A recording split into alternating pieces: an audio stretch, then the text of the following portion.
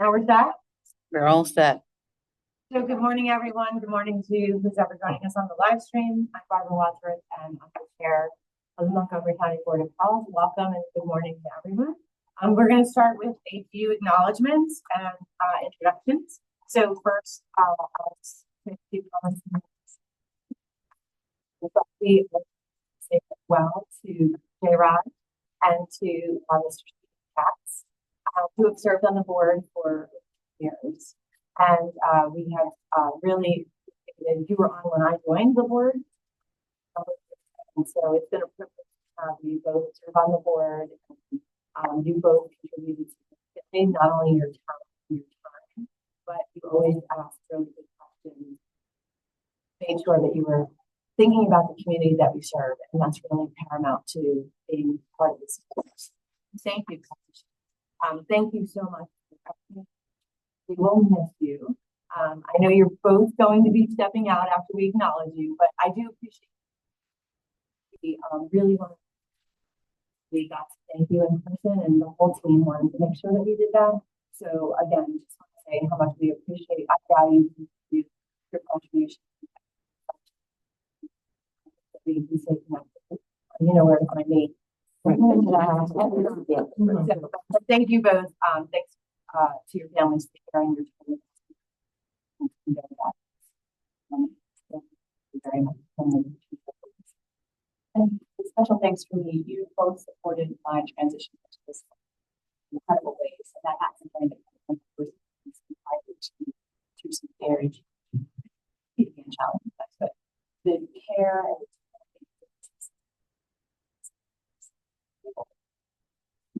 that your care for our community is that matters. All of you are full is our entire community.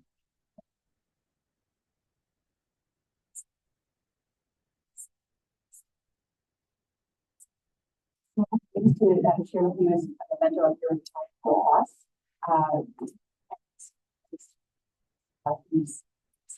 These came out about in here.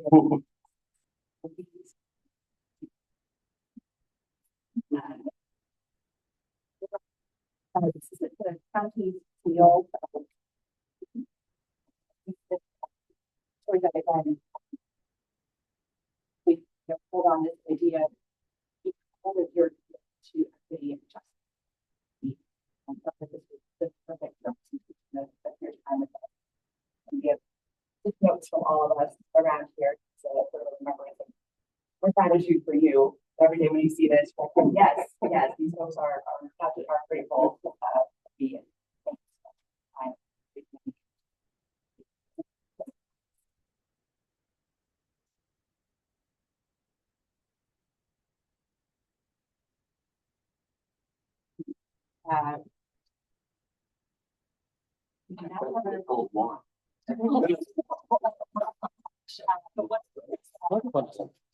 One of the things that again, with this creativity, one of the things that we always think of when we think of you, in addition to the way that you can bring to the community, your ties to the one around you, and so it's not hand painted, but presents your time for the Board of Health and your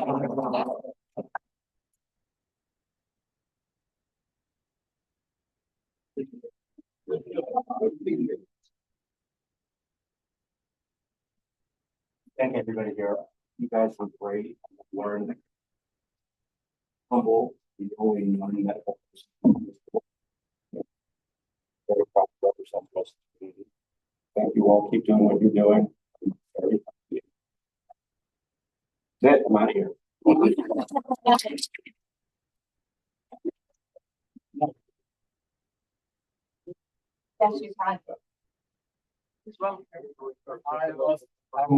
absolutely honored to be part of the group. So it was John Shapiro, Governor Shapiro appointed me by the time, and you can recollect, there was nobody looking like me. the port, I think in Montgomery County. Remember that 15 years in US, it's like a headship. And so then I thought about it quickly and called him on a report.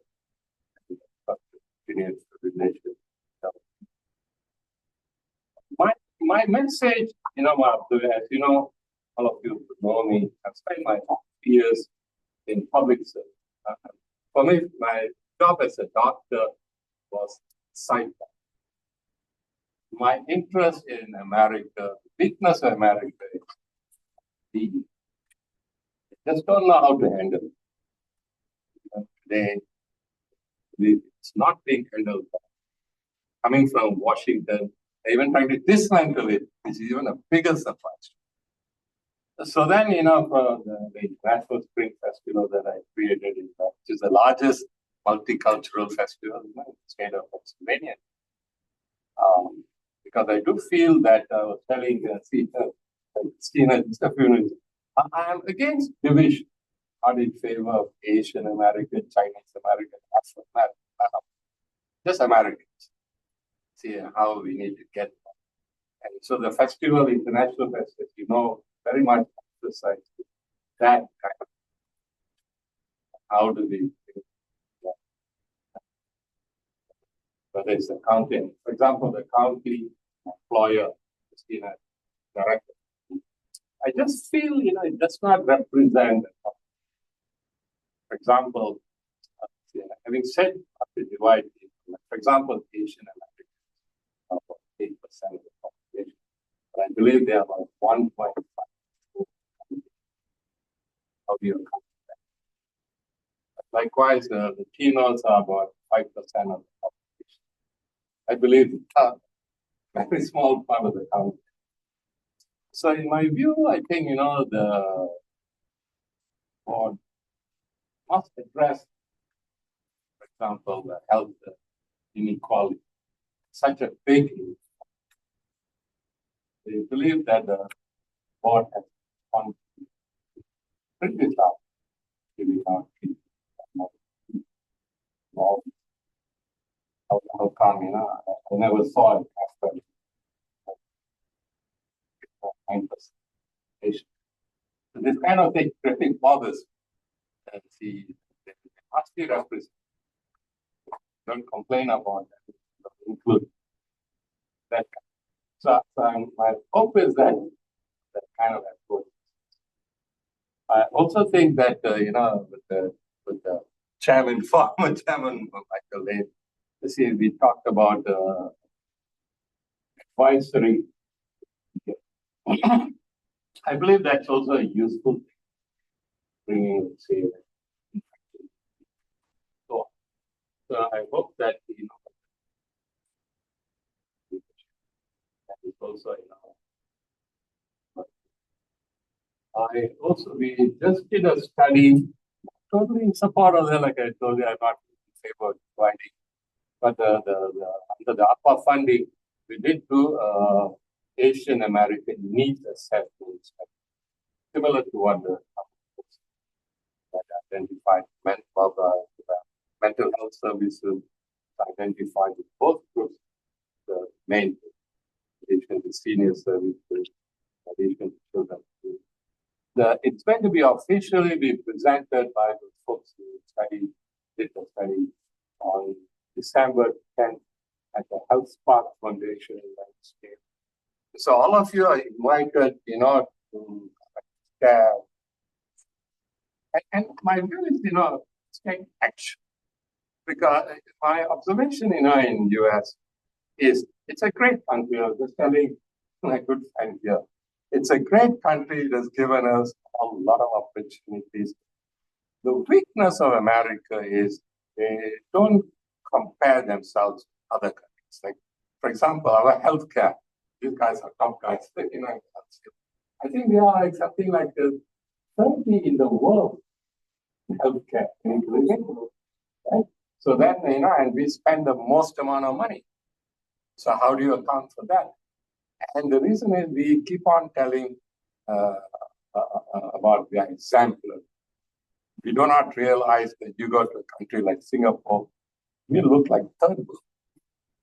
Right? And 50 years back, Singapore, when I came and I left from that part of the world, they were like going into inner city, downtown Norwich.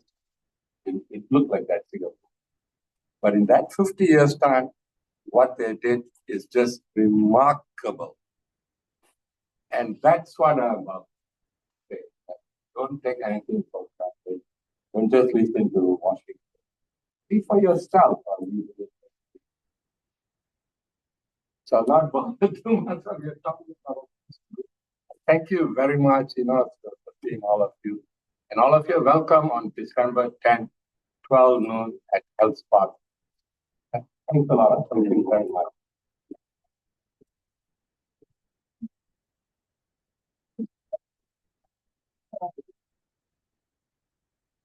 Okay,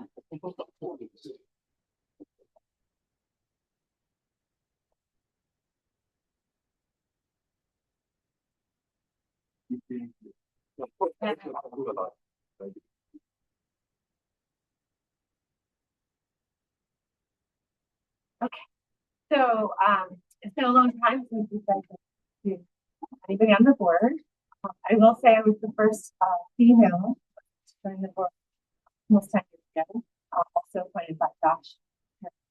So I want to welcome our two newest members. I think everybody went around and said blue, but Dr. Lonnie Foley, who introduced himself to the surgeon. He does have to be a Jefferson Health System employee, but he does provide trauma services at Lincoln Medical Center as part of mainline health and has for a number of years. We don't. So anyway, so we're really happy to have you. Happy to welcome you to the board. It's a great board to be part of, and happy to have you. I think in the interest of time, but we are very happy to have you. Like I said, I think to me, as a pharmacist, I would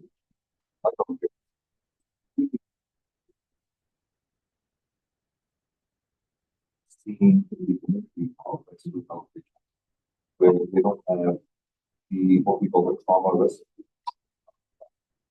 Similar thing, mental health team, equity, housing, insecurity, and all those things we like for figuring out what we really be able to. We're very glad to hear. And then Abu Stogie, who is the president and CEO of the University Hospital, as well as the executive of Montgomery University Health System. So really happy to have you join. And we know we talked a little bit. We sit on the as well, and so that's a wonderful nonprofit organization that serves our community for women's, well, not only women's, but for heart health for the community.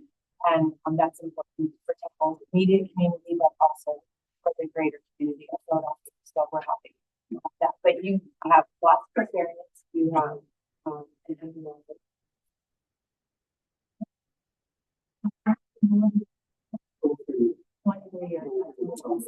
Yeah, it's a long time. So it's great. And so welcome to you. Very happy to have you as well.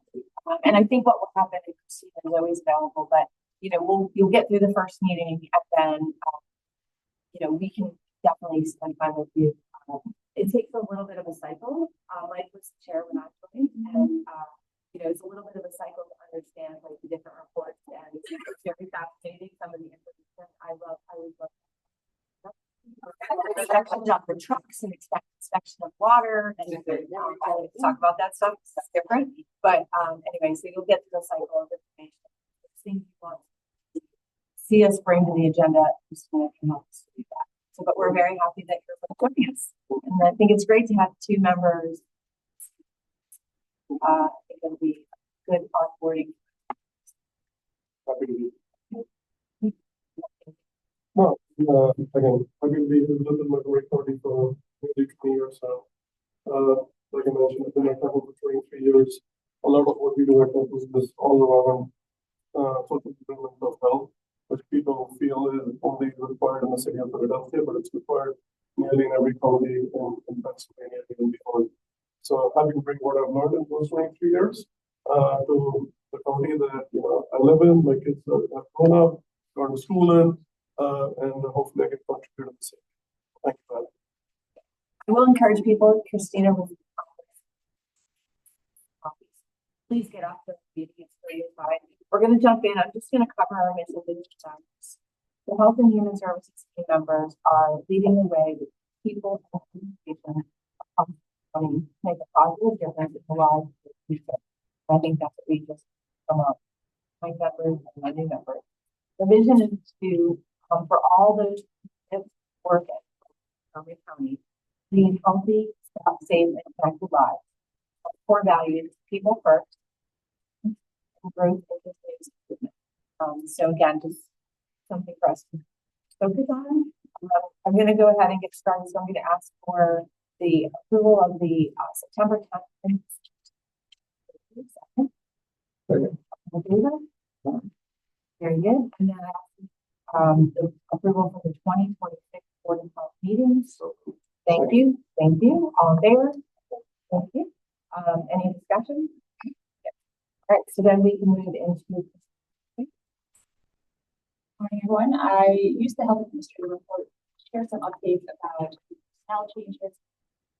3 years after staffing changes, contract or major activity in the news. Basically, I'm going to zip through this quickly in the interest of time. If you have any questions, please update us afterwards. We are currently interviewing this week actually for a new director of health equity and technology. As you know, this is a relatively new role for us. Last year, we had welcome Chantal Peason in the role following one change in this vacated position, and we are now hiring. She brings on this role in January. We've done some major work around food systems in the past quarter. We worked with our county commissioners, external affairs, communications, purchasing, and solicitors team as well to make an emergency impact as a result of staff lapse. So within helping our food policy coordinator, he flagged well in advance that there was a looming lapse in staff benefits. Raised that up for us both from the standpoint of doing some advocacy, but also from the standpoint of what the county can do to support residents and our food security network. Investment. Or create an additional $500,000 investment to us.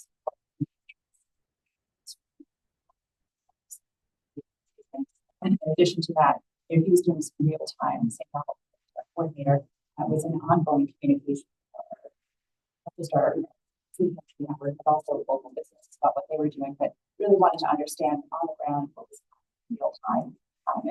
And he was hearing from across the county that whereas there had been maybe 200 or 300 people visiting the country formerly, and 154 people. So we knew that. In addition, we will also be absorbing pass-through funds for this purchase program. Previously, there was state services. Those will now be sent. We work with network.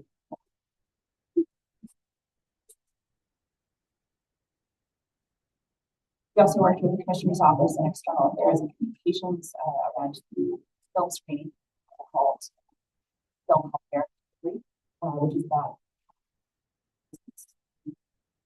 in the health system throughout the United States. So in addition to the film screening, we also hosted a discussion with staff and life cycle wellness, which is children's stores as well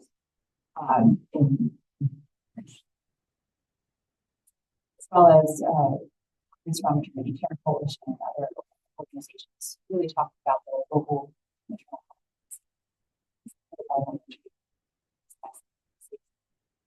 way to bring people into a conversation about what's happening. Last, you'll start to see coming up with our overdose stage action project.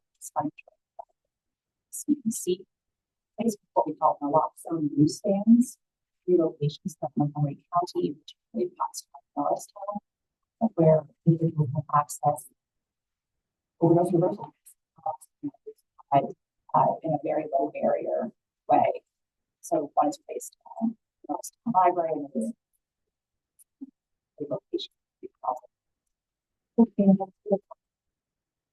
It's a relatively low cost. They are together. No, but I mean, for the people, is it? There's no cost. It's free. They just open it up. They can eat it. And they have a time. We have food.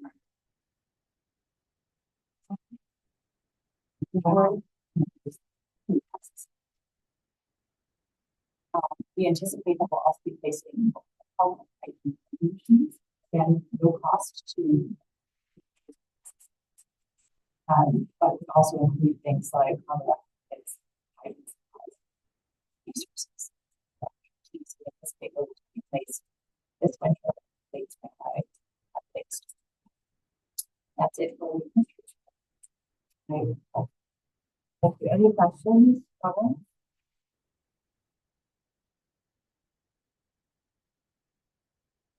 So, the community health treatment.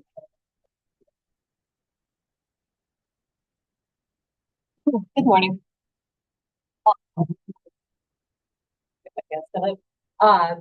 So community health improvement plan, we're kind of right in between the fall and December line. So we've had 2 core leadership meetings so far, and we have one more will be, I believe that's since like the middle of October, early November. So we've been able to fit in a few meetings in a short period to start planning for the check. Okay. So for the core group, it's made up of team members of Montgomery County offices. Not a fully inclusive list, but we have representatives from public health, aging, managed care, Florida office, mental health, community connection. And the whole point of the core group is to determine or help determine the priority focus areas, and then pull together community experience and professional insight to nominate think tanks, which I'll elaborate on in a minute. And then serve as an advisory board, kind of moving the chip along and then providing final approval throughout the process. So we have our core group established, and again, we meet in tomorrow. So you can do next slide. So the next tier, call them think tanks, and we want them to be leaders in the community, different organizations that have strong ties with Montgomery County.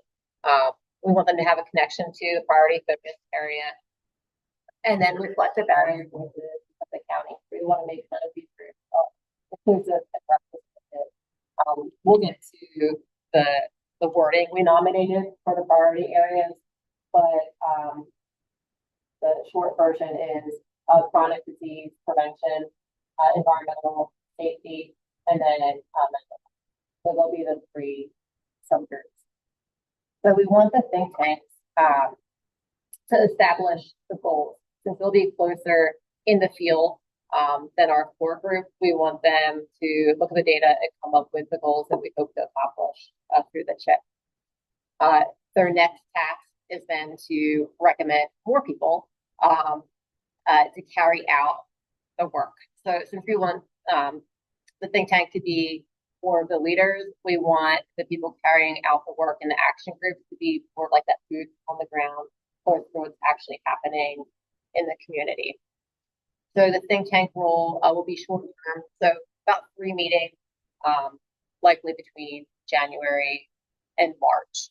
And then they can kind of fade into the background. We keep them updated as the chip moves along, but they can also nominate like a third group to help carry forth the work in the action group. You can go to the next slide. So then the third tier would be action group. So the action group again would go along with each priority area. And then the participants would represent organizations that will carry out the work of the CHIP. So with the action group, they'll be presented with the goals, and then their task would be to create the strategies and objectives. So they'll actually figure out if this is the goal, how are we going to get there? What strategies should work based on their knowledge of the community? Any work that maybe they already have done. They can also suggest missing perspectives or voices, like who else should be a part of that, or who else in the community can help, carry out the work being done. That time commitment is ongoing. It really depends on what the objectives would be and what the timeline is. Next slide. So what we've been able to accomplish in our 2 core group meetings is going through what emerged from the CHOP and then also the community conversations. There was overlap. Mental health showed up in both as a key theme, environmental safety, but we also had social connectedness and concerns about social isolation, and also access to community resources and navigation. So our task in those first 2 meetings was to figure out, can we combine them, like what makes the most sense? So we spent time and we came up with having an overarching theme of improving access to community resources and support. And then the priority focus areas would be chronic disease prevention and management, promote mental wellness and community connection, and safe and healthy environment. So that overarching theme would be a part of each focus area. So while focusing on, say, preventing chronic disease, there would also have to be strategies about improving the access to community resources. That was making sure that people are aware of the PA Navigate website, if it's knowing that the county offers community connections, whatever that might be, that theme would be worked into each priority. Next slide. So, as I said, we meet again tomorrow. And part of the meeting tomorrow will be talking through these think tank groups for each priority. And then creating the goals, organizations, and key community players to carry out the work. We need to hold think tank meetings, likely January, by the time we figure out who will be invited, they have time to respond, set up meeting date. So probably January by the time that happens. And we also need to think about the criteria for the goals. So goals need to be measurable. So we need to think about what data we're going to use. Is it data from the CHOP or the census? Do we want the goals to mirror like the state health improvement plan? So that'll be a conversation as well. Next slide. So there are the updates that I have at this point with the CHIP, but I'm happy to take any questions you have.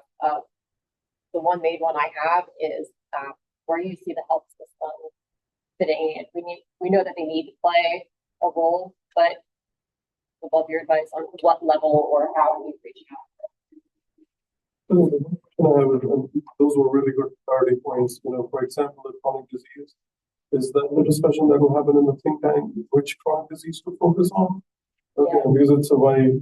Very wide. Right, exactly. Okay, so that's where the next meeting is to zone in each of those categories and see what we can probably address. Yeah, and through the trial, we in the past, as a doctor, told you had any of the following: high blood pressure was there, arthritis, and then I think diabetes is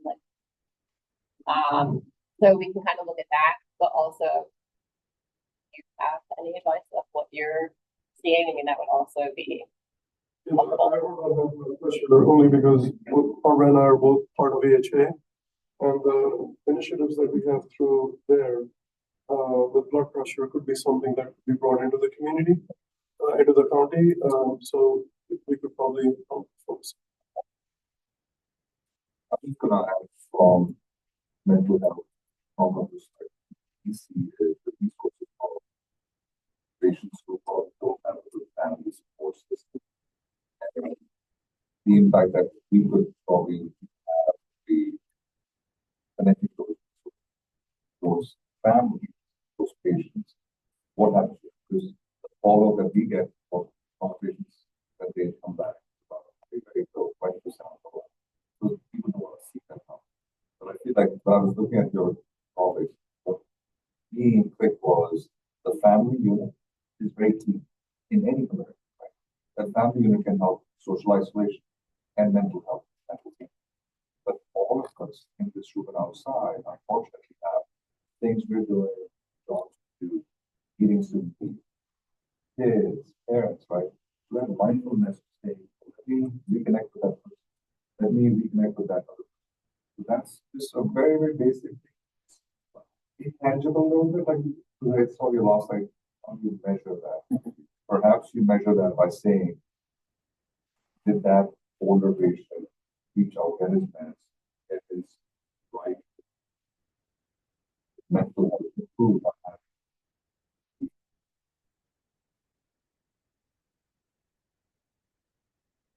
Broad, Yeah. sorry, not going to be very specific, but we did, but I think we can probably sort of help you in our system with possible.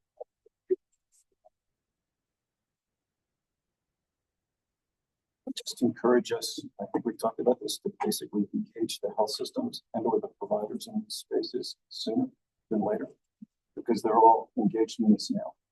So I think we probably collectively can help with that. There's actually on line coming. I can see somebody that was at Universal and now he runs a pretty big behavioral health program. He's based in Plymouth, Maine. He would be somebody that would be a good resource. I'll get that. But that to me sooner is better. Not all of, and we talked about this before, but all of the health systems have community needs assessments. We do. Included. And So community health to me, work. to get those, I'm sure they would be happy to provide it. And are you thinking of that in a way of taking a look at their own like needs assessment and seeing what we help them accomplish? Like, Well, to me, there's plenty to do. So the more we can engage all of the players in this, including the person in the middle, the patient and the family, I think the better off we're all. That's what I'm trying to say. I mean, it could be worth you having a conversation with community health workers from the hospitals. I mean, we have departments, we've added more community health workers. So there's definitely overlap, and also there's hospital-based programs to support the community. So you being aware of what those programs are and you know, and what's the best route of like contacting and like community health workers, especially households are in community outreach? yeah, there's usually a community health department. Or population health department. Yeah, population health department, yeah. But we have a multi-visit MVP, multi-visit patient clinic, and obviously it's physician-led, but supported by community health workers. So I could share those models with you and see. Thank you. I'm gonna go side by side so I can talk to the group, Teresa, but Mm-hmm. you'll run the slides, but I'm gonna also look at my own slides so that I can kind of give you a sense from like when to switch them, I guess. I'll just stop here.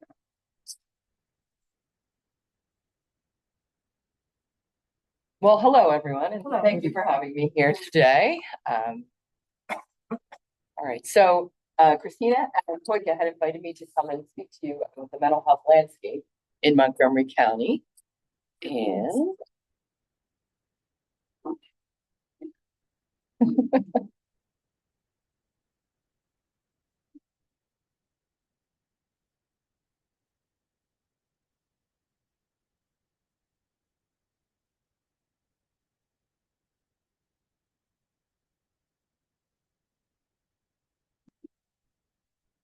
What's Sherry?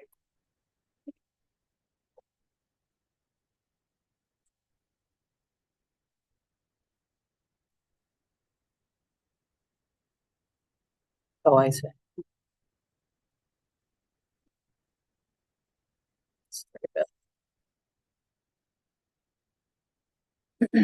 Right. Okay. And so what I thought I would do is just kind of level set a little bit and educate you about sort of our offices and what they do. And I wanted to kind of know, go ahead, Teresa, that here, here at HHS, we're only landscaping part of the lawn. That's how I kind of think about it, right? And so if you'll switch to the next slide, if you think about it, we can only see part of the picture because most people in Montgomery County receive their mental health services through commercial insurance. And then there's some other payers as well. There's Medicare, and then there's the Medicaid population and the uninsured population here in the county. And so the portion of the mental health landscape that we connect to is the Medicaid, you can switch to the Medicaid population and the uninsured population.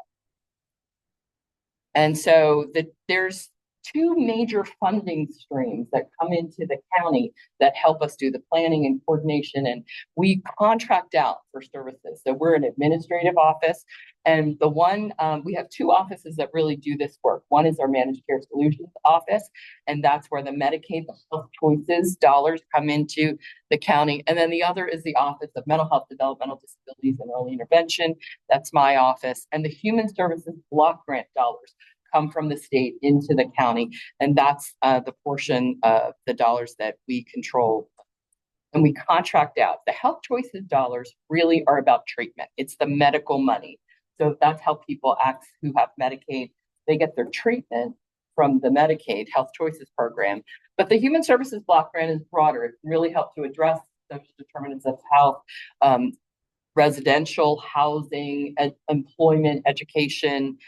We provide student assistance programs in school districts across all 22 districts in Montgomery County. But what I also wanted to help understand is this slide here. An ounce of prevention is worth a pound of cure. So you all are public health folks, and you sort of take a public health approach to things. One of the things about the public mental health system is it's a little bit backward.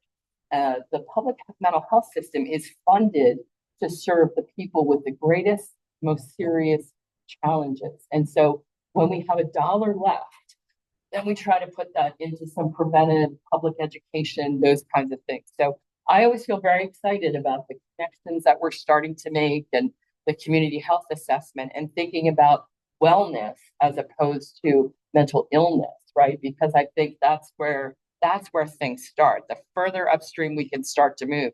But the public mental health system hasn't really existed much in that space. So I feel like we're on the edge of very exciting things here in Montgomery County. When I think about, sort of like the anchor of the public mental health system here is our community behavioral health center. So we jointly contract through Magellan Behavioral Health, that's our managed care, Health Choices managed care organization, and then through my office as well, to assure that there are community behavioral health centers across the county. So this I actually pulled from the adult brochure, and I apologize because there's actually one more, but across the county, there's 7 community behavioral health centers where people can walk through the doors and find the same array of services. So you'll find psychiatry, outpatient therapy, intensive outpatient therapy, peer support, case management, and career centers to help people who have serious mental health challenges move in a direction toward education and employment. And then the one that's missing is Child and Family Focus. That's the Children's Behavioral Health Center out in the Willow Grove area. So adults are served by Central, and then children are served there. So I wanted to talk a little bit and show you kind of how the dollars are spent for our behavioral health choices program. So just to kind of give you a sense, I think there's about 150,000 folks, a little greater than that, who were eligible for Medicaid in 2024 in Montgomery County. And we served through our health choices program close to 20,000 individuals, adults, children, all ages. The smaller population of the 65 plus, because most folks will be eligible for Medicare. So you can see the largest areas where, we serve people, where the dollars are spent: mental health inpatient, and then intensive behavioral health supports for children. We also have services, they sit in this category called supplemental. Those are services that are not in plan. We don't have to provide them, but some of our most intensive services sit in there, like residential treatment for adults, our ACT teams, which are community treatment teams that serve people out in the community. This kind of gives you a sense of the Human Services Block Grant. Now, we served about 20,000 people through the Health Choices program. Our mental health block grant serves about 6,000 people. And, you can really see the place and space where we spend most of our dollars is for residential rehabilitation, if you kind of think group home settings, and then also housing. So subsidizing supported housing programs to help people live in the community. Our other big driver is crisis and emergency services. And then you can see the teal is the treatment. So the treatment on the mental health side is very small. That is reserved for the payer of very last resort. We work very hard. Our case management services, you can see that's in the orange. We spend a lot of time getting people onto benefits, getting people onto Medicaid and any other insurance that they're eligible for, so that we can reserve the dollars for these other services and supports that we provide. And did I say we served about 6,000 folks? I did say that. Okay. One of the reasons that we are really appreciative to have the behavioral health, that Medicaid dollars come into the county, is that we then really have control over how we can use them as a resource. We do a lot of intensive planning, and we talk about it as grading. And it's really great because it helps us to meet the local needs, really. So things like, I think a good example, I'll take an example of our justice-related services. So we do a lot of work with mental health and criminal justice to try to help keep people out of the criminal justice system and out of our jails. People who get arrested and go to jail tend to stay longer if they have a mental illness. So one of the things that we can do, braiding our funding together, is you cannot use Medicaid dollars. Once a person is in jail, you can't provide them any services through Medicaid. So we'll take the mental health dollars and build a service where case management services goes behind the walls of the jail, gets people engaged, connected, plan for discharge, planning to get them onto benefits, work to get them housing. And as the person shifts out of the jail and into the community, same case manager follows them and then works with them out in the community, gets them connected to those things, helps them to, get connected to treatment and stabilize. And that portion is paid through by Medicaid because now we've gotten them onto Health Choices. So a probation officer, the warden, nobody understands, like they wouldn't see it as two services or anything different. It's just our justice related services that we braided the dollars together. And we do that with homeless case management for people who are unhoused. And then, we use the dollars, like, for example, residential treatment facilities for adults. That's a service where it's a really intensive service. We have a contract with Eagleville Hospital, but you cannot pay for the room and board piece out of the Medicaid dollars. So what we do is the mental health dollars pay for the room and board for the person, and then the Medicaid pays for the treatment for that program. Hello. And the Health Choices dollars helps to fund some of the staff in our office. And we really work very closely because Health Choices also pays for drug and alcohol services. So our three offices do a lot of planning with our managed care solutions office. We are facing, I think people are aware, we're really facing some unprecedented challenges. 2024, sort of walking out of the pandemic, and after COVID, a lot of people who had been served by Medicaid dropped off the Medicaid rolls, and we experienced a $6 million deficit. It was the first time ever in the Health Choices program here in Montgomery County. And it's related to decreased Medicaid enrollment, rising healthcare costs, workforce shortages, and the flat Medicaid revenue. The outlook for 2025 is, now that we're at the end of it, our Behavioral Health Choices program did estimate a small surplus, which is going to allow us to go back and get some provider rate increases. But the challenges above continue. So it's a very risky time. And we've seen a couple providers fold up shop. And so that, it's very tentative out there. Another really big challenge is that the mental health dollars that come into the county that really have for years, we only have 6 state hospital beds that serve Montgomery County residents because over time we've been moving people to live their lives out in the communities. The dollars, we received dollars from the state to do that work, but the dollars did not grow over the course of a 15-year period. So that's a tremendous loss. The Shapiro administration has really worked hard to get $20 million that go to the counties. There's 67 counties. But so for 2 years, we did get small increases. This year, it's flatlined again, that we did not get the $20 million in the budget that was just passed. So that's a challenge for the mental health budget. To keep all those people in those residential programs when there's a cut every year is really challenging. So projected impact of state and federal changes. The notion of the frequency of re-enrollment for Medicaid and the reviews happening more often is going to be really challenging. The work and engagement requirements, we're projecting that 12,000 Montgomery County residents may lose their Medicaid coverage relative to that. And so what that's will 10%? You said 120,000. 150, yeah, 150. So, no. And, it's a per member per month dollars that come into the county for the Medicaid.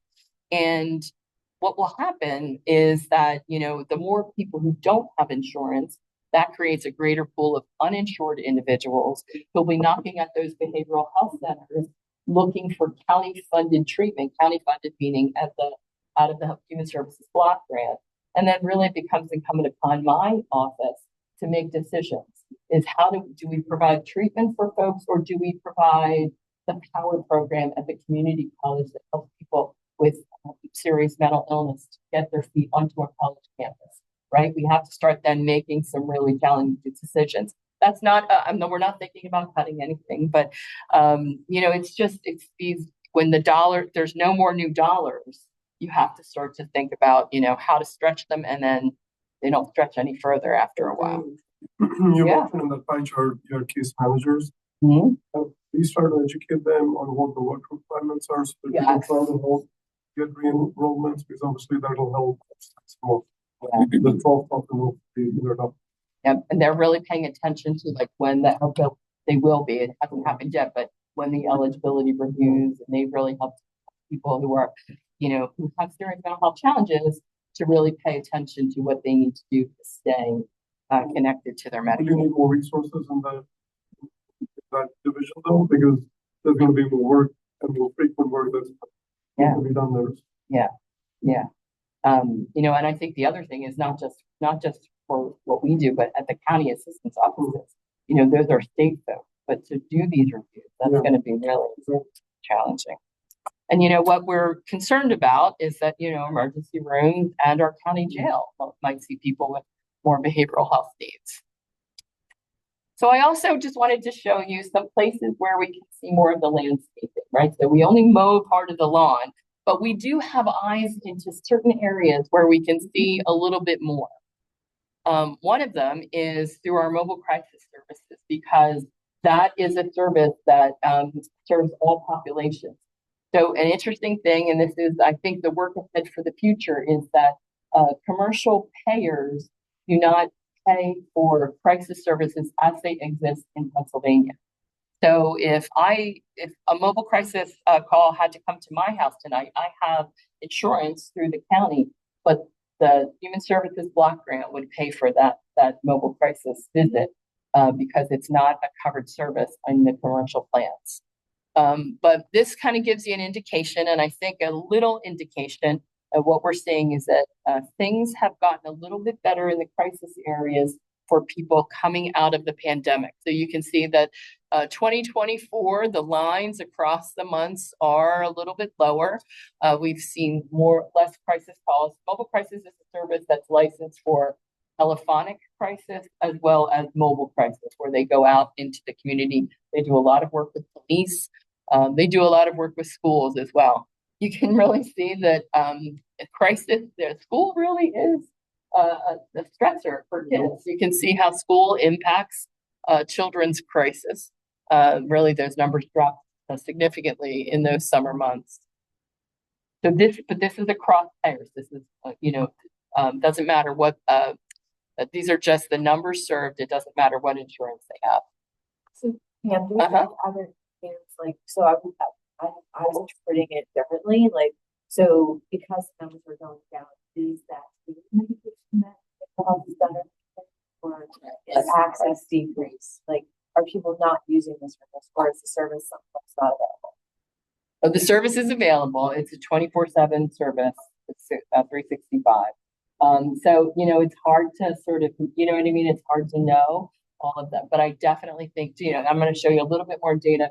I definitely think that crisis doesn't mean mental health is people's mental health is better, but crisis situations are decreasing.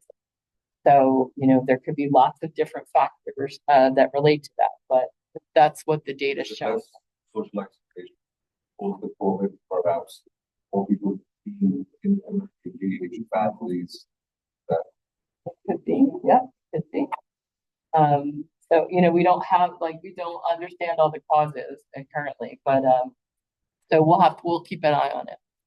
I'm going to talk a little bit about suicide. I do want to be sensitive to anybody who's ever, had that touch their life, because, I just a little self-care I'm going to recommend for anybody who, as we kind of just talk a little bit about the suicide numbers here in the county.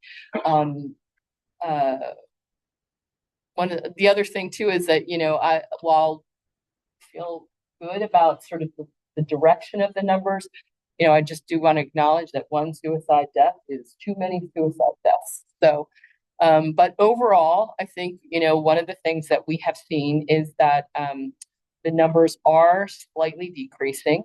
The green is total suicide deaths, and the blue is suicide deaths for Montgomery County residents. So, we track both of these numbers. We do work with the coroner's office to collect this data. There's a suicide prevention task force, so that is a prevention space that we try to be in. And then I just did want to pull out just a couple of areas about suicide. I think one of the areas is that, we are always so concerned about our young folks, and we really do have very minimal suicide fatalities here among teens in the county. And it's, I think that just kind of gets to your heart. But that's something, there was a strange year in 2020, but otherwise the numbers are very, very low. We break out other ages. Yeah, we do. Oh, and well, the 20, because I keep thinking about the 20 to 25. Yeah. Really the highest age of concern is 55 plus. And that's really where the numbers are the greatest. I did have a slide, but I was trying to, for time, and I can get more information too. But another group that we are watching, and I think this really gets to the social isolation and loneliness kind of factor, is that really to watch the suicide fatalities among older adults. It's 55 and then the 65 plus too. And there is an older adult committee on the suicide prevention task force that really has laid out some action steps to try to do some preventative work in this space. So I wanted to end on a positive note for all of our mental health and wellness, but trying to feel a little bit hopeful that the grass is getting, I'm sticking with my metaphor here, that the grass is getting greener. One of the things, I did just see a presentation. We track our own data, but I was just at a state conference and did see a presentation about the statewide PAYS data. The PAYS data, for folks who don't know, is that it's from the PCCD, the Pennsylvania Commission on Crime and Delinquency. has since 1989 conducted a biannual survey of students in 6th, 8th, 10th, and 12th grades. And the survey studies youth attitudes toward alcohol, tobacco, drug use, as well as mental health, some home life, suicidal ideation. 27,000 kids in Montgomery County took the 2023 PACE.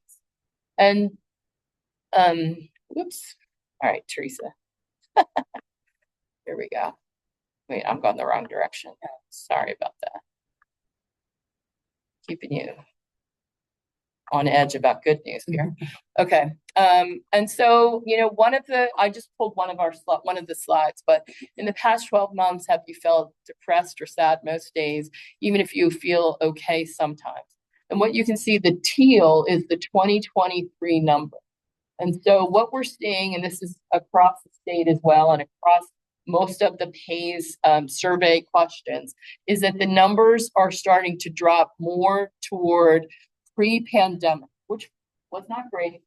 We were worried about our kids, but it's good to see sort of a shift in the direction across. And Montgomery, these are the Montgomery County 2023 numbers, are the teal lines, and you can see they've dropped across the board. I only pulled one slide for the sake of the presentation, but across several indicators, it looks like the kids are doing that.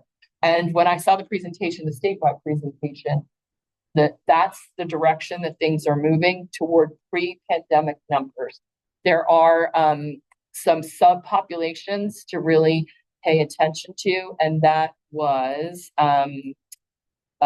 kids who live in rural areas and kids from lower socioeconomic areas, and that it kind of makes sense. A lot of it, relative to trauma and the impact of the social determinants of health, relationship to those things. Still alarming numbers, the 1 in 3. Still alarming. Yeah. That's what I was thinking too. Yeah. And younger Yeah. kids too. So it's clear. Yep. Yeah. And I was not very aware of that. It's great. But now that I think about it, the quick thing is, I know my kids were very young, 6 and 4, and my wife, so I said, life is like a little bit of a earth or a storm. So 1 week, be good. Next week will not be good. Never be too happy when you're young. No, too sad when you're down. Life is going to revolve. That's my philosophy of life. Good days and bad days. Well, and I think one of the things too is that you can kind of see it's like a little bit better as the kids get older. A little bit. It's still it's concerning. 23. So we think about focusing on mental health. Assume we're looking at this data, looking at what are best practices, say other counties, whether it's Pennsylvania or not in Pennsylvania. And their numbers, Yes. they have programs that. And I think this is an area too where we do get into the schools and try to do the prevention work with our student assistance program. One of the nice things is that we have really linked arms with our drug and alcohol folks as well. We used to have 2 separate programs, and about 10 years ago, we combined it, and it really helps make a bigger impact when we're working with the school to develop things to offer them where we can go into the schools and do some work. The schools are also, relative to the past couple budget cycles, schools have received money for mental health as well. So a lot of the schools are doing some of their own programming and supports as well. And reporting up to your office towards working towards procurement. I mean, not with data, right? And we'll have regular meetings with the schools relative to our student assistance programs. So, there's conversations, but we can only see what data that we have. And so some of the programs that we provided in the schools where we can collect data have really been impactful. A lot of it is about educating the teacher and helping the teachers to have the right tools and the right language to work with the kids. We also do programs like Safe to Stay, which really helps to educate kids and create awareness about things and about it's almost like kindness in their interactions to pay attention to the other kids in the class as well. So really to start at really young ages and to begin to get in there to do the work. This makes me think about another group. Are we engaging the teachers in our thoughts about how we address mental health going forward? Because I would bet, just because I send to some teachers a lot, part of my family, they have probably a lot of knowledge in school we need to capture. This, But I bet my daughter's going to be a teacher, and it's the capacity of her teaching kids to be able to manage their emotions that really helps them get that respect. This purpose, I think I would teachers are the ones who shape. and I know we have lots of school districts, but maybe there are some areas that we could think about prioritizing. Sorry for adding more work to the list. My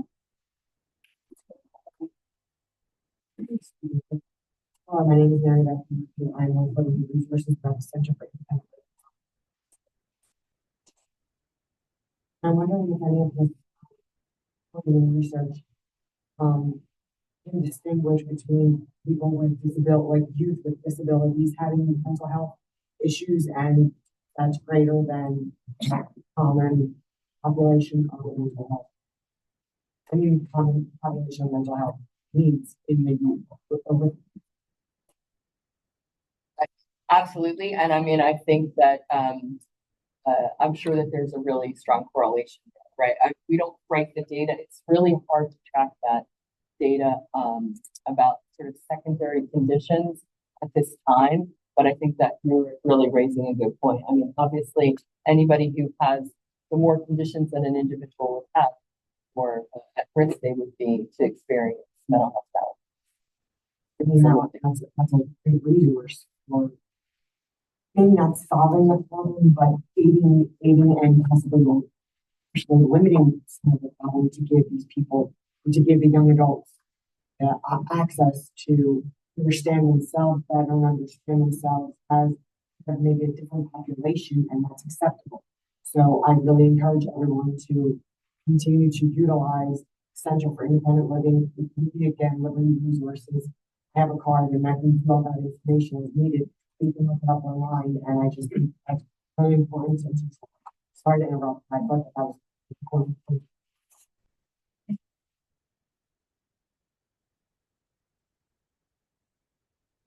Then another hope for the future is that one of the biggest projects that our HHS team has ever been involved in is the development of an emergency behavioral health center. And this is targeted to be opening in late 2026. This will be a 24/7 behavioral health crisis walk-in center.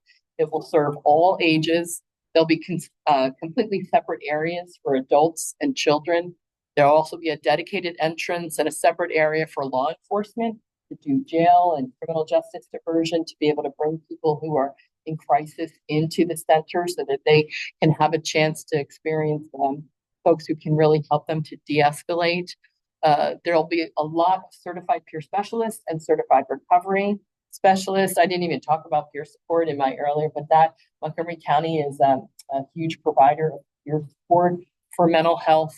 So this center will be, what people will experience is a sense of hope and the promise of recovery as soon as they walk through the doors, because they're individuals who are in recovery to help them.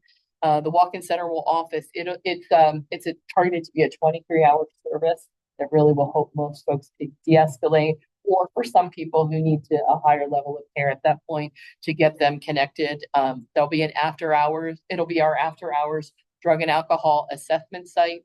There will be crisis stabilization beds for youth. And it's going to be located in the King of Prussia area. And I will say again, this is another way, another benefit of having the resource of the Health Choices program at the county level, where we have control over it, because what the Health Choices program does allow counties to do historically is reinvest, right? So any savings in the managed care program here, we can reinvest them back into the community to start up new programs. Now, the dollars, I showed you in 2024 were tight, so it's not like we have a lot of hope for future, but in past years, we did have a lot of reinvestment at times. And what we did was we have really invested that into this center, to the development of this center. We also, the pandemic was a time when there was the ARPA money was available, there was money from the state available, and so we really took that opportunity, kind of saw it as a stars aligning point in time to be able to take the opportunity to collect those dollars together to start up this emergency behavioral health center. And so we're really feeling hopeful about this. And really, and I know that emergency rooms are, thank goodness for emergency rooms, and they're life-saving. But I think that this is the place and space where it gives people that sense of hope and recovery from the moment they'll walk through the door. So what's the anticipated volume? It'll be, we're not completely sure. So, we're thinking about maybe like 25 to 30 people per day in the beginning, and then we'll see how, where it goes. So is the capacity for more? So how this not going to like for you guys? What is yours? Your crisis. We don't. We don't. No. Have any in the- No, yeah, so we do have a very small licensed crisis walk-in at Montgomery County Emergency Service, but it's very, very small. So if the patient needs more than a 23-hour, where would you move these patients? So can you have like a stay how long? We do have crisis residential program here in the county. So what we would do is hope to shift. So that's people. residential. How about inpatient? They require an Oh, if they need to go inpatient, they'll transition them to inpatient. There's not beds here, but they'll work to get people transitioned to an inpatient setting. The issue there is, it's massive. Depending on the Yep. Okay. Well, and we have another one in the county too, that we should be thinking about, right? Everything that's going on constantly. Okay. This is fantastic. Yes, very good. Very needed. Hi, my name is Conchita. My question was, if you had one person that needs services like this, but they cannot physically get here, is there like you guys work with Uber or interchange to get to the center so they can get? Yeah, transportation is going to be an issue, and so we're going to work through those things. We're having some conversations with. So a center has started in the Dauphin. It's a partnership between Dauphin and Cumberland Perry counties, and they have the same provider that we contracted with. And I'll also say, I'm going off on a little tangent. Sorry. One of the exciting things is that we have contracted with its Connections Health Solutions. And they were very involved in this model matches the SAMHSA's best practice for crisis services. And so they're a provider that was at the table to help to develop that best practice, the national best practice. So coming back to the issue of transportation, yes, that is going to be an issue, and we're going to try to work to figure that out as we go. We also want to work with ambulance and maybe try to figure out how we might be able to get people by ambulance at times, but that's an issue too with some of the regulations about ambulance transport and the payment structure for that as well. So, Someone calls the center, can they?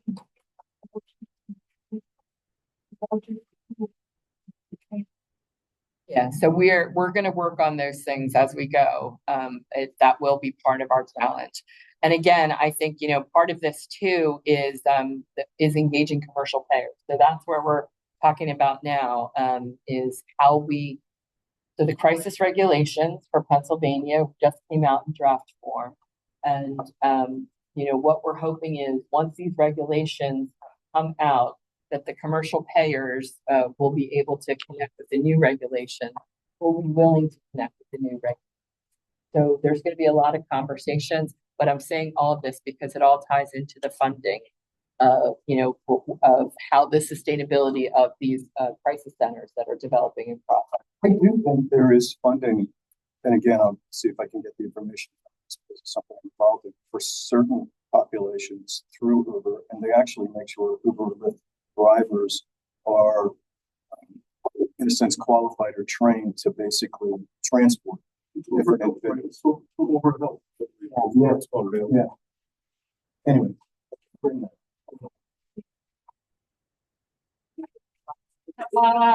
That's it. Well, I mean, certainly it's really important. And, I think particularly with having their inpatient unit, causes me great concern as the closest hospital with big, that's full before we get in. So I'm not sure where those patients are going to go. Marty, I don't know if you know, you're not there, but like that was a busy unit. My It was it was considerable. It got big. yeah, That you expected, but prior people, yeah,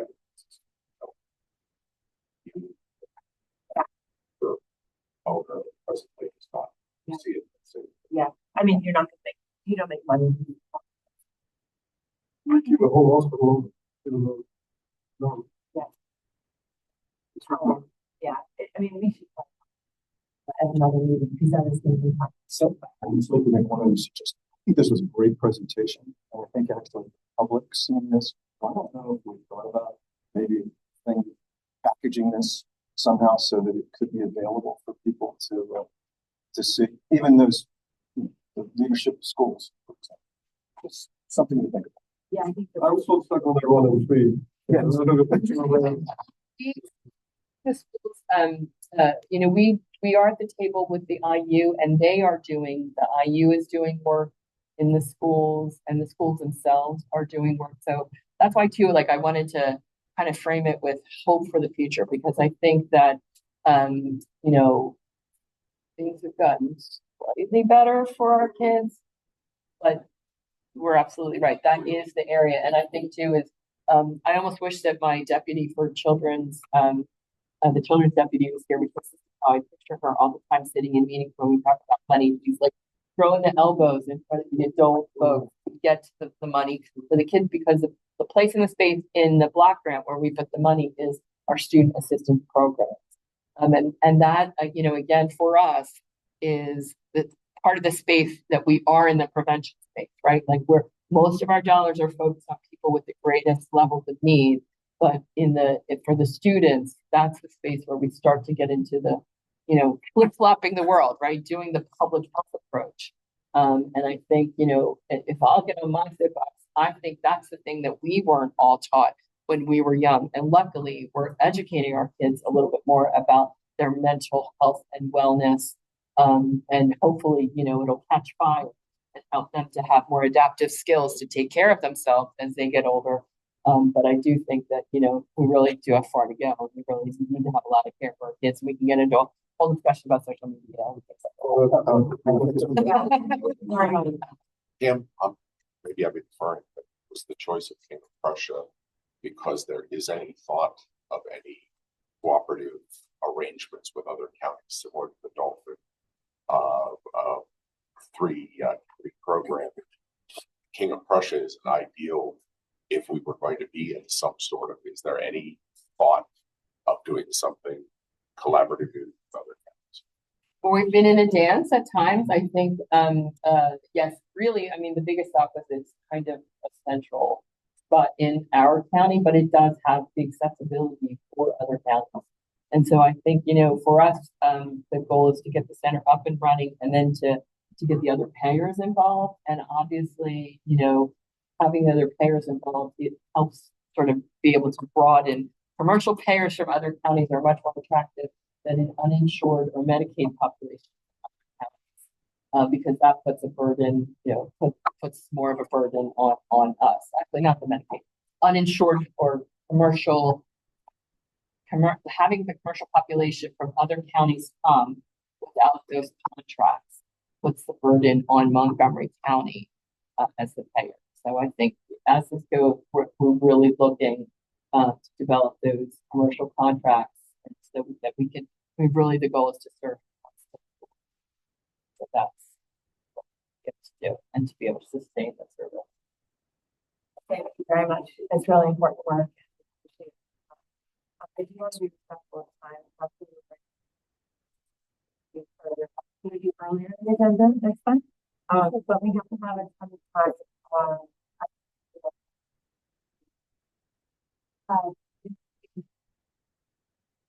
I'd ask if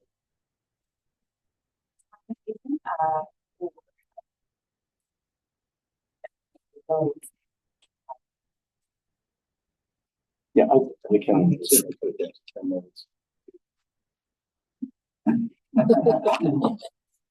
Yeah, I think that's pretty close to people go through. It's very important, it's very timely, so. He's good at it.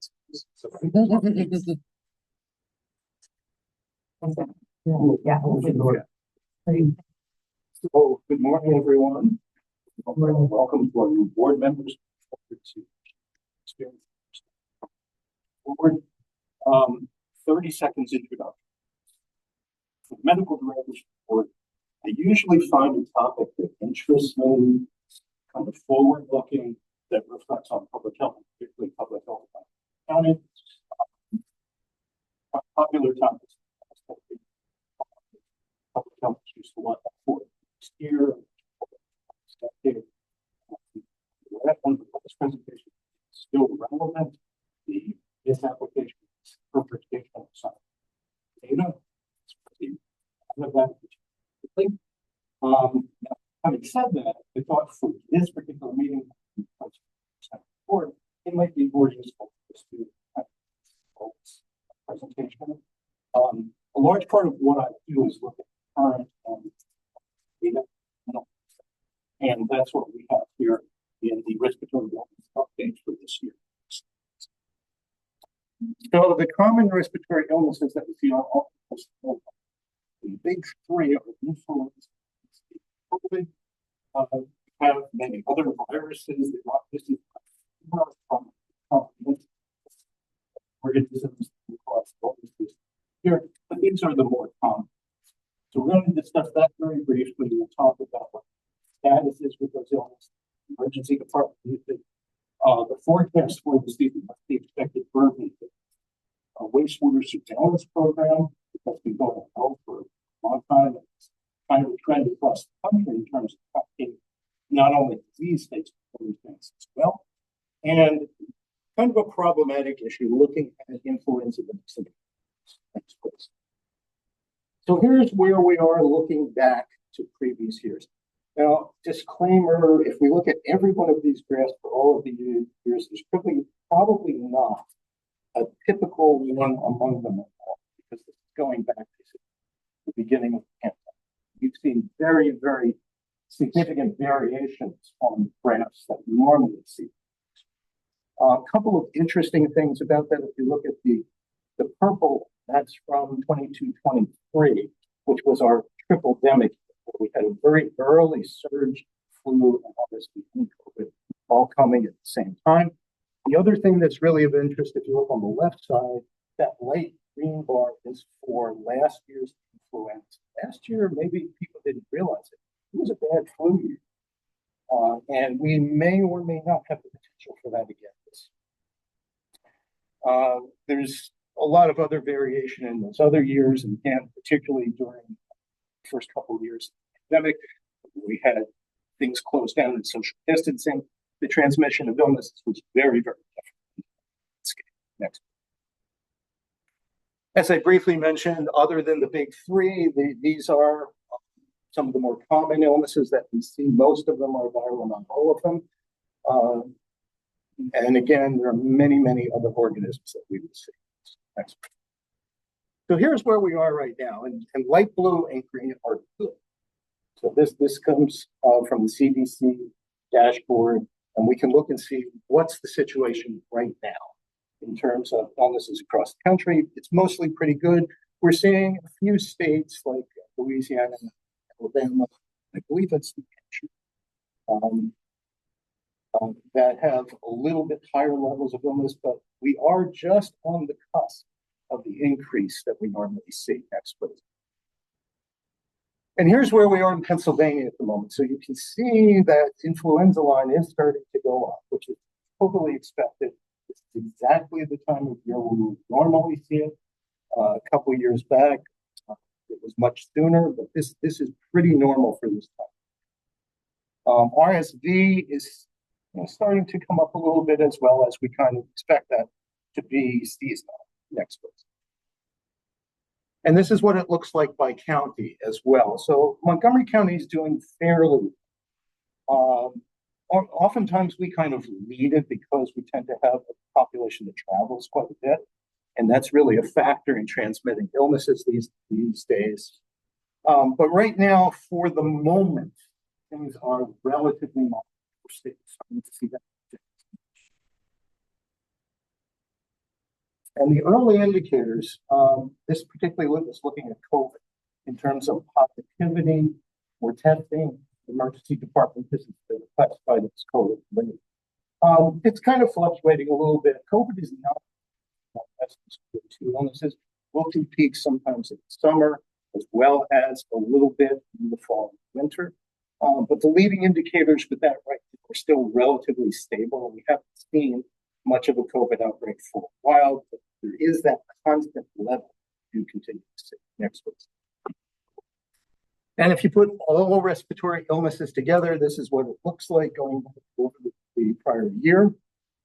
The rhinoviruses, kind of classified as rhino and viruses together, are usually the leading ones and have been for quite some time, so that's not at all surprising. Next. Emergency department usage has remained relatively stable and low when it comes to respiratory illnesses. There's a lot of capacity. We have capacity in the past and we'll continue to do it in the future. This is monitored constantly because it's a very significant medical resource in terms of the utilization. Right now, everything is functioning fairly well. All right, so this is where, and it's kind of a standing joke within the department, I'll bring out the baseball, start reading the tea leaves, figuring out what's going to happen in the future. So the CDC has basically said that we can expect pretty much what we saw last year. So a relatively stable flu, influenza, and COVID season going forward. I do want to highlight one thing. So influenza particularly, they were initially predicting a normal season, not quite as intense as last year, but a little bit more than mild. There's been some new developments recently. Many of you have probably seen that there's a new flu strain, an H3N2 strain, that is starting to be seen around the world. And there's a little bit of concern with this because it's not well covered in the current influenza vaccine. So we've seen this mostly like in Japan and Kingdom, Canada, and they are starting to see increased rates of flu with this particular strain. We're not exactly sure where that's going to go in terms of efficacy with the vaccine. And a reminder that we really should be looking at flu vaccine efficacy in terms of decreased hospitalizations and decreased mortality, not decreased cases of flu. So same thing with RSV as previous years, and COVID as well is kind of expected to be about the same next. So we have a very active wastewater surveillance program within the county. Kyle Schmeck is in charge of that. Does a fantastic job. We're currently monitoring 4 sites across the county. We had 6. We're getting down to 4 at the moment. Pennsylvania Department of Health also has a couple that they have reporting directly to them. And we are particularly monitoring that for COVID RSV. And this is, you have to be a little bit careful in interpretation of these graphs, and that harkens back to my previous presentation in terms of how you interpret scientific data. When you have a very low sample size, you're going to have a lot of variations. You have to discount that somewhat. Bottom line is RSV is starting to bounce around a little bit. We're seeing that. And we see that as not necessarily a leading indicator because by the time we see that in wastewater, it means it's present in the pipe. But it kind of guides us in terms of where we can expect certain resources will be needed. Next, please. Influenza, I expect this to be increasing significantly. But we're not seeing much of it in the wastewater in Montgomery County. Also, if you remember back to the county chart, Montgomery County was kind of a little bit better than a lot of the state right now in terms of flu. That's going to change soon. We will see more flu. Next, please. I guess that first one was COVID. So this is SARS. I'm sorry, this is COVID. I got myself a little confused with RSV and so. Okay, so this is COVID, and we are seeing a little bit of COVID in the wastewater surveillance. Not much different than what we normally see. That's something that we're going to be monitoring as time goes forward. Thanks. And finally, I do want to talk about flu vaccination. What we've been doing over many, many years, we've had a lot of public campaigns in pushing flu vaccines. Right now, the recommendation is for every individual 6 months or older to be immunized for flu. And what we see over time is that we generally hit somewhere in the mid-40s, a year closer to 50% of that population. And we know that a good flu vaccination program will help decrease the number of hospital admissions and fatalities. And right now, we're finding that for 2025, the trend lines look a little bit lower than last year.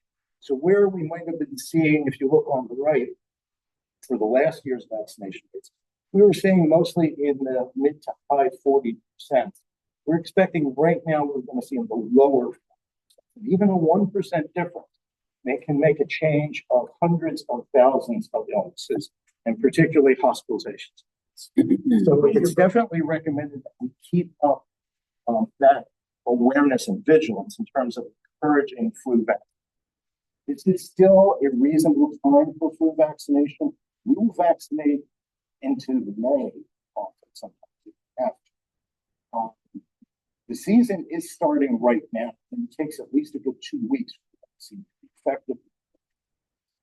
So I'll put this out as a call for us all to continue to push for appropriate vaccinations. And remember that especially now, there's lots of questions that people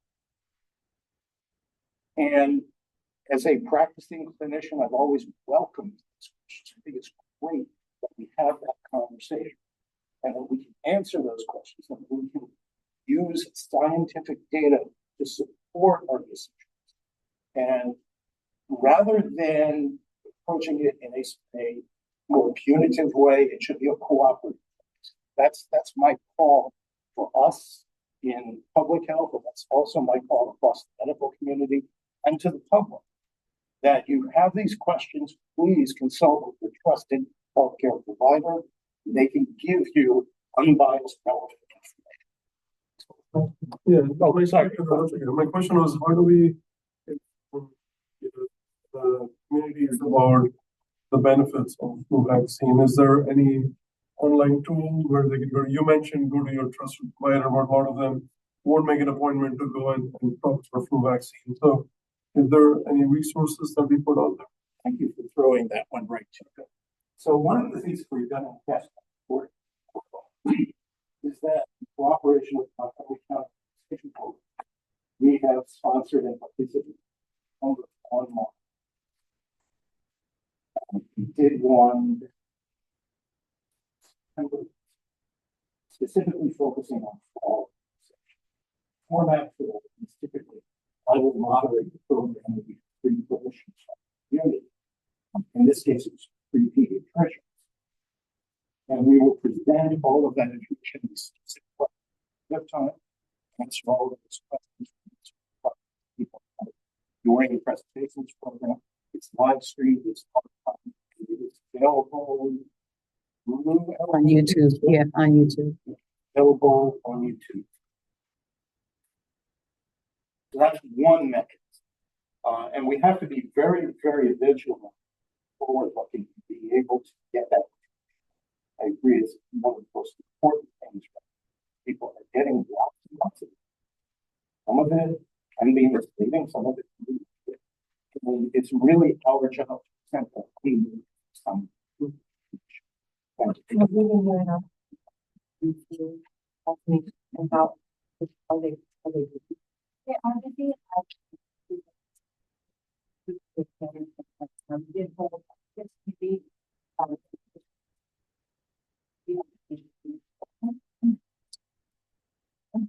Okay, with that, any other questions I'll be happy to take as well. I think I made 10 minutes.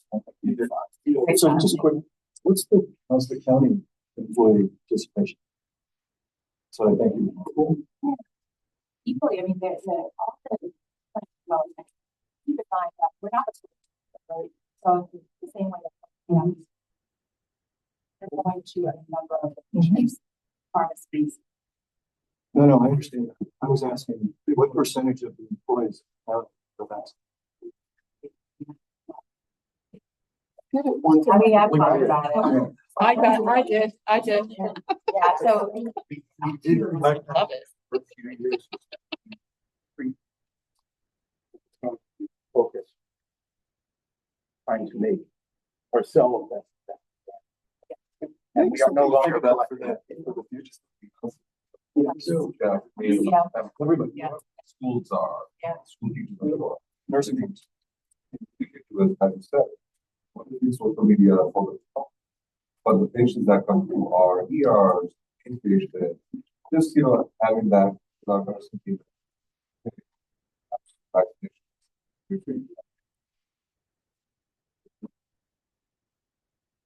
What I was talking about also a county-led initiative, and again, I'm new at this stuff, so something like, do we put up flyers at every gas station, every grocery store, like, be unbiased, so it's not branded by a pharma company or somebody else, it's county-led, QR code, you scan it, here's the reason why you get it. Yeah, and one of the things that we worked towards in the past couple of years is working with that.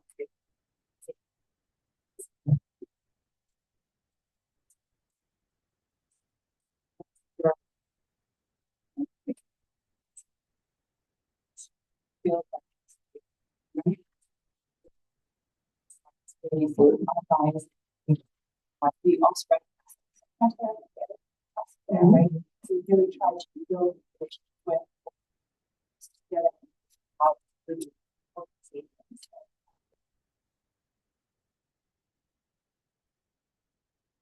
well, thank you everyone. Thank you everybody on joined us for. Exactly. We wish everybody a very happy and healthy holiday season. And our next meeting is in March. It is virtual. So we alternate. Okay, ways to split March, but we'll be back together. Don't feel like we did with that one. So happy holidays. Thank you. Michelle, you always do well. Sorry, Dr. Lorena, went a little hard to shut me out. When you're doing. Okay, so. I was prepared.